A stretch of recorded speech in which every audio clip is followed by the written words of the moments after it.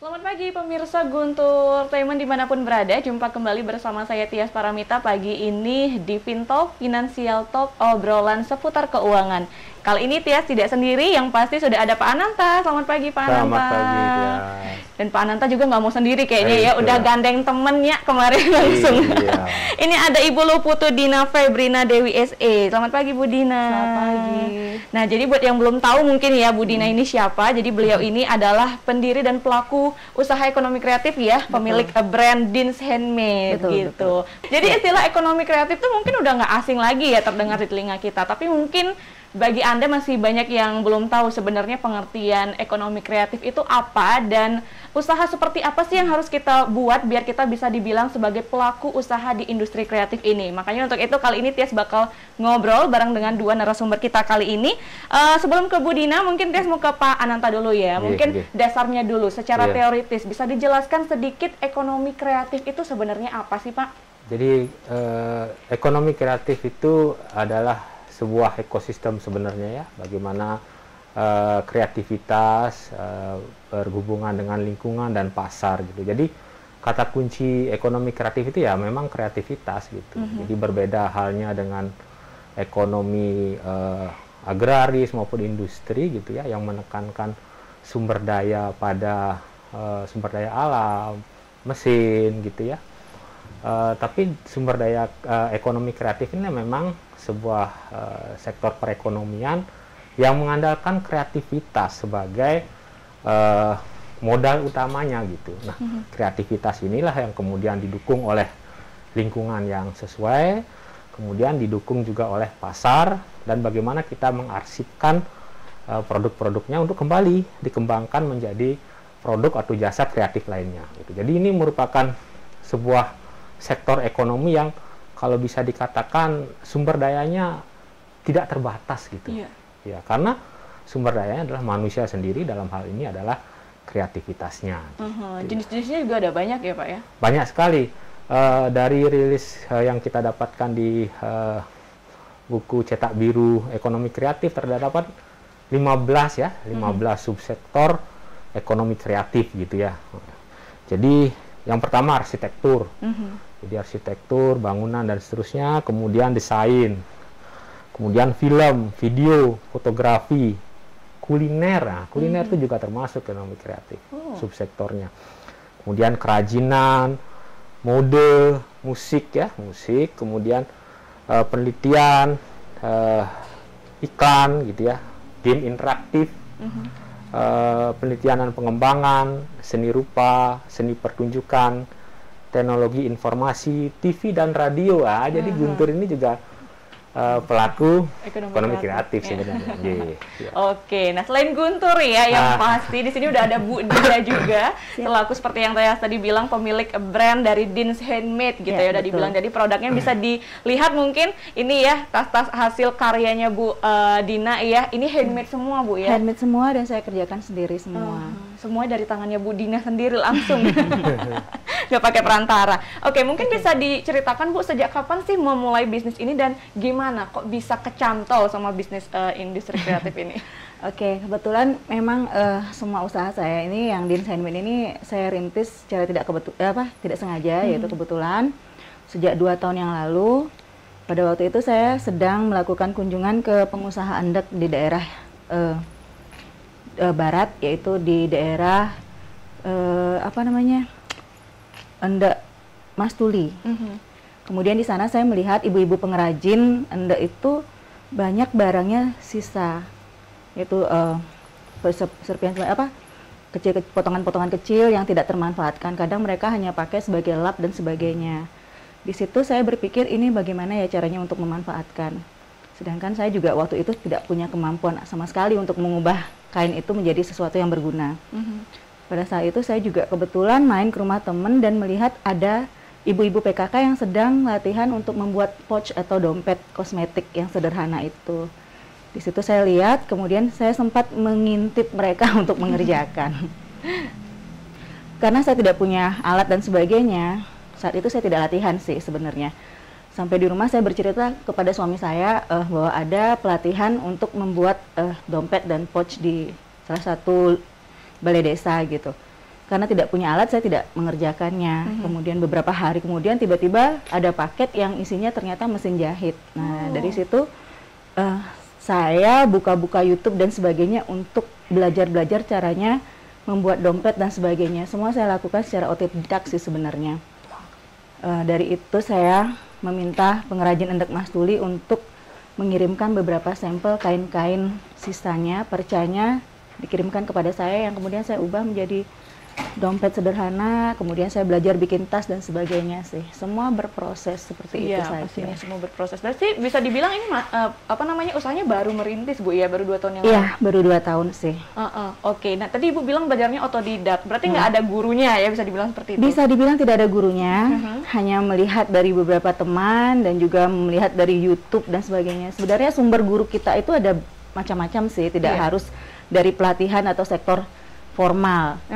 Jadi mungkin itu bisa jadi acuan buat teman-teman yang di rumah, mungkin bisa melakukan apa yang saya lakukan. Iya, apalagi sekarang teknologi udah canggih ya, kan udah ada YouTube segala macam, jadi nggak ada alasan untuk nggak mau belajar gitu. Bu Dinanya juga aktif di YouTube kan ya, bagi-bagi. Benar. Beberapa mungkin sebulan terakhir ini saya mulai untuk memikirkan apa yang harus saya lakukan untuk menaikkan nama Deans Handmade, karena kan seperti yang kita tahu mungkin belum banyak orang yang tahu Deans Handmade. Walaupun memang saya penjualan lewat online, saya lagi mikir dengan teman-teman apa yang harus saya lakukan. Kalau masang iklan mungkin tidak sesuai untuk saya yang skala usahanya masih kecil. Kemudian teman menyarankan bagaimana kalau kita bikin tutorial dan sebagainya. Saya pikir dengan bikin tutorial banyak orang melihat dan banyak orang penasaran apakah itu Deans Handmade gitu loh. Sejauh ini itu memang benar untuk salah satu cara untuk pemasarannya, karena orang mulai terkenal dengan Deans Handmade dan sebagainya. Orang mulai menelpon dan WA saya untuk mengadakan pameran di beberapa tempat. Oke, berarti promosinya itu bisa dibilang semuanya melalui sosial media dan juga YouTube itu? Ya, lebih banyak ke sosial media, apalagi seperti sekarang pandemi ini memang kita fokusnya memang hampir 90% ya ke sosial media. Jadi dengan adanya seperti ini saya merasa ada sesuatu yang bisa saya tinggalkan untuk dikenang oleh anak-anak saya sih sebenarnya. Dan nanti bisa diteruskan. Iya, dan juga saya berusaha untuk menginspirasi remaja putri dan wanita untuk pemberdayaan sih sebenarnya. Saya bikin ini untuk menginspirasi mereka bahwa ini loh ada sesuatu yang bisa dikerjakan. Mudah-mudahan mereka terinspirasi dan mulai saya bisa untuk sedikit memberdayakan perempuan yang ada di lingkungan saya aja. Saya nggak muluk-muluk untuk di daerah, misalnya di kabupaten atau di mana. Minimal untuk di lingkungan saya aja sih. Oke, karena sesuatu hal yang besar itu biasanya dimulai dari hal yang terkecil dulu gitu ya, bentuknya kecil dulu. Itu luar biasa loh Bu. Nah, kalau boleh tahu ide-ide dari produk Ibu sendiri itu dari mana? Apakah Ibu mengikuti tren atau mungkin ada yang khas dari Deans Handmade-nya sendiri? Mengikuti tren pasti. Saya suka lihat-lihat mungkin majalah fashion dan sebagainya, trennya saat ini apa. Kemudian saya kolaborasikan dengan kain-kain biasanya sih tenunan buleleng, karena saya memang mengangkat tenunan buleleng untuk dibuat sesuatu yang lebih berguna. Kemudian ada beberapa kain lagi yang mungkin dikirim dari teman-teman yang lain, misalnya dari Denpasar atau apa. Saya kan kebetulan ikut beberapa klub untuk kreatif gitu loh, misalnya pengerjaan tangan apa. Kemudian ada satu yang di depan itu saya kolaborasikan dengan pelukis, mungkin kalian juga tahu namanya Winda.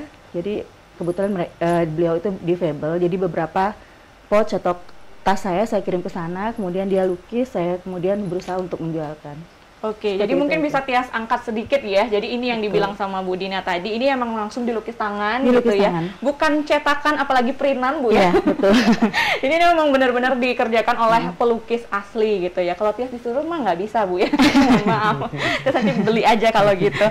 Nah, untuk pemasarannya sampai saat ini konsumennya Ibu di mana aja? Apakah pernah ekspor mungkin barangkali mungkin kalau ekspor tidak sengaja ekspor, karena tas saya juga ada dibawa ke Inggris, Belgia, Australia dan sebagainya, yang kebetulan sih teman-teman yang tinggal di sana mengadopsi karya saya dan dibawa ke tanah maksudnya ke daerahnya dia, entah dia tinggal di situ atau mau dibawa sebagai oleh-oleh buat temannya yang di situ. Banyak sih, dari 2019 2019 itu banyak tas saya yang udah beredar kemana-mana, ada yang ke Amerika, kemana. Luar biasa ya, untuk bisa dibilang untuk suatu produk yang baru gitu ya Pak Ananta ya, udah bisa langsung ke luar negeri. Nah, kalau pemasaran di Bali sendiri, apakah peminatnya sudah banyak Bu untuk di lumayan sih, saya kan selalu men-share karya saya di Instagram ataupun di Facebook. Dan kemudian banyak sih rata-rata dari mereka untuk WA saya, kemudian beli. Dan juga ada di marketplace seperti Shopee, Bineka, kemudian Tokopedia. Dan saat ini juga mulai ke Blibli. Jadi biasanya sistem penjualan saya ini kan memang pre-order. Jadi mereka hanya memberi contoh atau tas yang mereka mau, kemudian saya kerjakan. Saya berikan sentuhan kain-kain lokal Buleleng. Kemudian saya kirim lagi sih sebenarnya. Oke, berarti kalau seperti itu sistemnya berarti memungkinkan banget dong untuk kita custom Bu ya. Misalnya Tias mau mesen nih pakai kain ini Bu gitu. Sangat memungkinkan karena 90% memang seperti itu sih kebiasaannya. Oke, berarti buat pemirsa nih yang pingin punya produk tas yang lain dari yang lain gitu ya. Wah, bisa banget dicoba untuk ke Deans Handmade sebagai bentuk cinta produk lokal juga. Ya, karena memang kalau yang handmade ini kan biasanya mereka pakai untuk koleksi karena biasanya tidak saya bikin dalam mass production. Jadi satu-satu atau bagaimana, karena saya tidak banyak orang yang bisa menghargai handmade. Mereka biasanya mikir, kenapa sih produk handmade itu kok mahal banget, kok dibandingin tas-tas yang ada di luaran atau apa. Mereka itu pabrikan, sedangkan saya mengerjakan semua dengan sentuhan cinta dari awal sampai akhir. Itu yang mereka tidak bisa pikirkan. Jadi nilai plus dari handmade itu mereka jarang bisa untuk memberikan apresiasi sih seperti itu. Berarti masih bukan hal yang masih belum umum lah ya untuk di masyarakat kita saat ini. Kalangan tertentu sih, karena memang tas-tas handmade itu biasanya sih nyasarnya ke menengah ke atas sih biasanya, dan para kolektor. Iya, apa sih perbedaannya sebenarnya tas handmade selain dibuatnya dari tangan sendiri ya, jika dibandingkan dengan tas-tas yang ada di pasaran? Pertama mungkin dari segi model kita bisa order sesuai dengan keinginan kita, kemudian dari segi bahan juga seperti itu, dan yang pasti tas-tas handmade itu mungkin pastinya lebih kuat, dan kalau saya memang biasanya memberikan garansi hampir seumur hidup, maksud saya. Jadi kalau pas tas ini udah sampai di customer, ada kerusakan apa-apa, mereka tinggal bawa ke saya perbaiki karena saya bikin sendiri, saya jadi tahu bagaimana cara memperbaikinya dan sebagainya. Dan saya biasanya kalau tidak parah banget dan harus mengganti, misalnya ganti kulitnya, ganti kainnya atau apa, saya tidak akan mengenakan charge. Ya, dari segi servis sih sebenarnya. Gimana lagi beli tas bisa dapat garansi seumur hidup ya?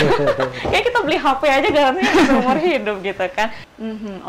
Nah, ada nggak sih kesulitan yang Ibu alami setelah terjun ke industri ini, Bu?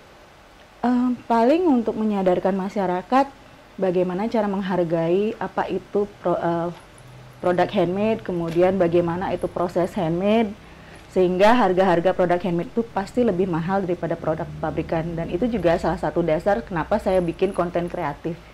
Jadi mereka bisa lihat, oh ternyata proses pengerjaan handmade itu lumayan ribet, lumayan panjang dan sebagainya. Sehingga saya mulai untuk menyadarkan teman-teman, ada loh nilainya yang membuat handmade itu lebih mahal daripada produk pabrikan. Nah lalu apakah Ibu pernah memperoleh stimulus ya atau bantuan gitu dari lembaga permodalan? Kalau iya, boleh dibagi tips dong caranya gimana? Kebetulan memang karena ini pengerjaannya saya masih berpikir bahwa saya ibu rumah tangga dan saya belum berani untuk mengakses seperti itu. Jadi biasanya sih permodalan saya menggulung begitu saja, begitu ada orang adopsi tas saya beli bahan lagi. Kemudian saya jual lagi, saya beli lagi bahan, saya jual lagi, seperti itu aja sih. Jadi nggak ada bantuan dari lembaga permodalan lain? Belum, saat ini saya memang sudah lolos di pembinaan Pertamina, tapi juga saya belum, maksudnya mereka belum melakukan pencairan dan sebagainya sih. Nah lalu ada pendampingan nggak sih mungkin dari pihak pemerintah terkait? Ada, berarti tetap diawasi gitu ya? Melakukan pendampingan, dan saya juga kebetulan diajak aktif untuk melakukan pendampingan juga ke UKM lainnya. Rencana ke depan mungkin ada hal apa yang akan Ibu buat, mungkin hal baru? Gitu. Apa ya? Banyak sekali ide di kepala saya, mungkin satu-satu akan saya eksekusi ya. Tapi mungkin masih di seputar proses kreatif aja sih. Dan sekarang saya mulai melakukan kolaborasi dengan beberapa pengrajin. Seperti ada satu pengrajin kain namanya Pagi Mutli, pengrajin kain celup alam. Saya bikin produk kolaborasi dengan dia. Otomatis orang yang suka karya saya dan orang yang suka dengan karya Pagi Mutli, dua-dua kan merupakan sasaran kita untuk mendapatkan penjualan gitu loh. Dan kedepannya saya akan melakukan hal-hal seperti itu lagi. Memperbanyak kolaborasi. Memperbanyak kolaborasi dengan Iya. pengrajin-pengrajin yang ada sekitar kita Iya. gitu ya. Iya.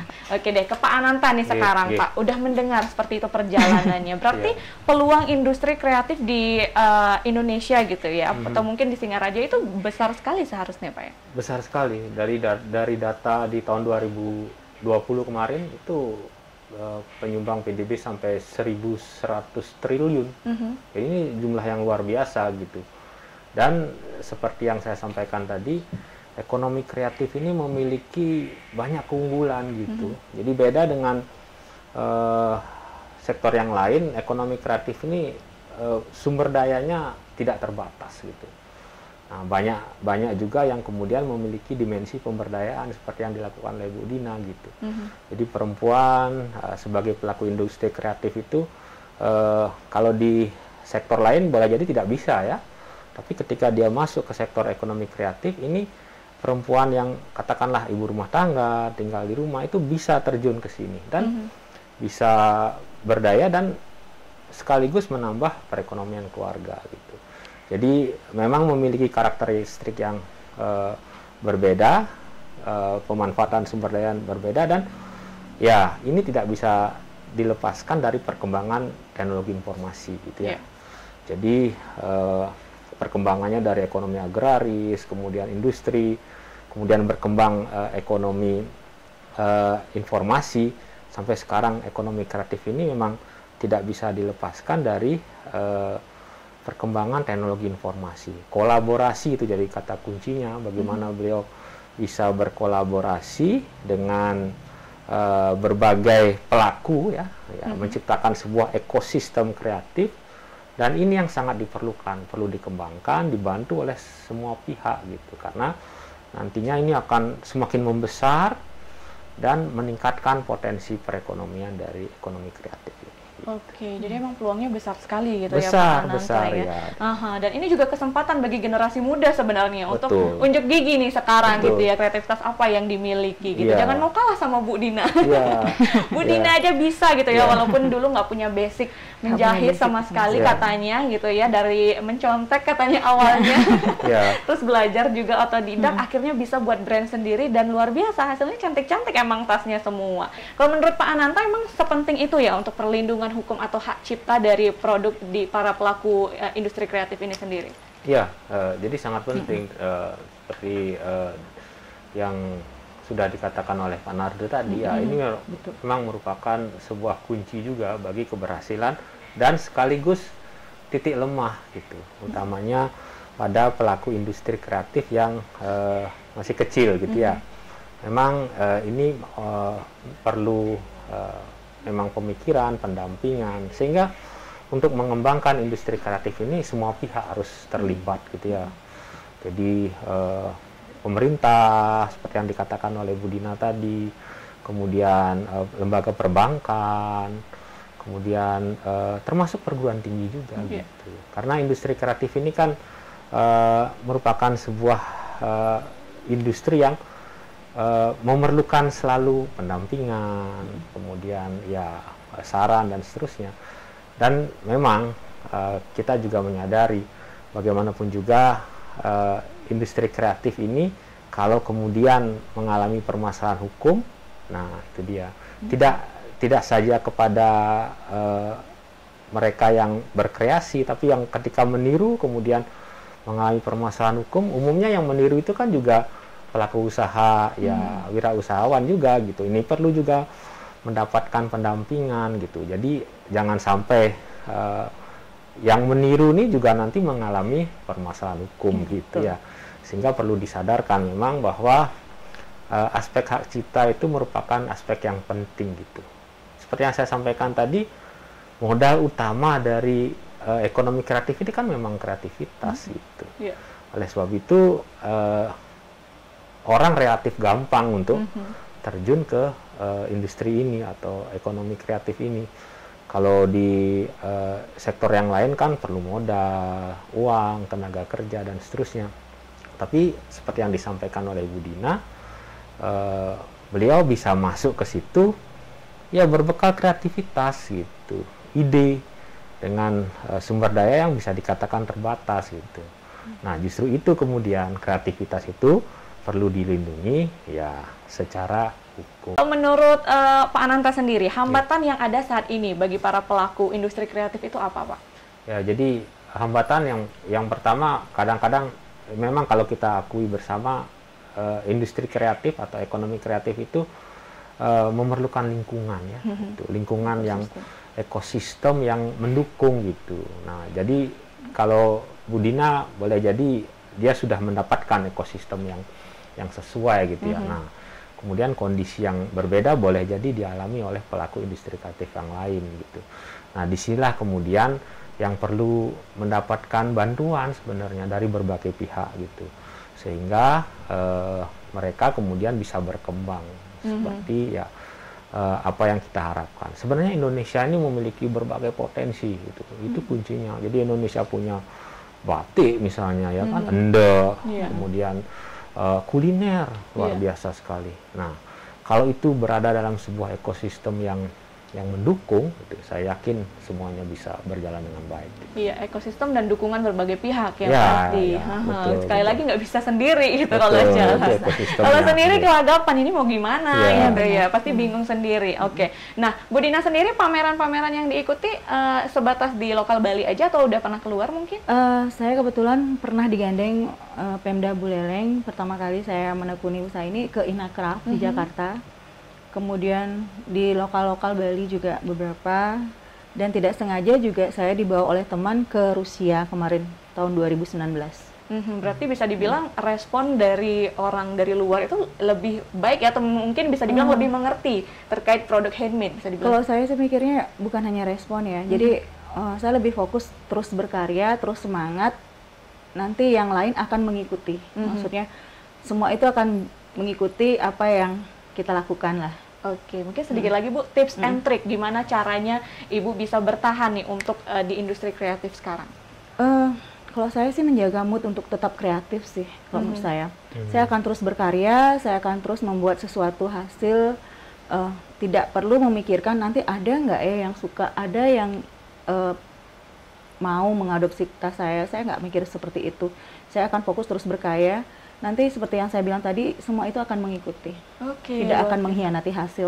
Usaha tidak akan mengkhianati hasil. Betul. Itu yang dipegang. Berarti kita nggak boleh mikirin hasilnya dulu, Bu ya? Berarti harus tetap... Enggak, kita harus berproses dulu. Hasil itu merupakan sebuah hadiah lah nantinya di belakang. Oke, nah Pak Ananta, closing statement mungkin nanti? Ya, jadi kita bisa bercermin ya dari apa yang sudah dilakukan oleh Bu Dina dengan baik ya, bahwa ekonomi kreatif itu merupakan sektor ekonomi yang memiliki potensi yang luar biasa, bisa dimasuki oleh siapa saja dengan bekal atau modal kreativitas gitu. Nah, sekarang yang diperlukan adalah dukungan, sehingga tercipta sebuah ekosistem yang mendukung, sehingga akan lahir lebih banyak lagi orang-orang atau pengusaha-pengusaha seperti Bu Dina ini, sehingga ya potensi ekonomi kreatif kita yang berasal dari kebudayaan kita yang sedemikian kaya ya, bisa ya kita olah, kita manfaatkan dengan baik untuk mendukung perekonomian kita. Sekali lagi Bu Dina, terima kasih Pak Ananta. Semoga setelah acara ini makin banyak lahir Budina-Budina lainnya. Oke, terima kasih untuk Anda yang sudah menyaksikan. Saya Tias Paramita pamit undur diri dan sampai jumpa di Fintalk berikutnya.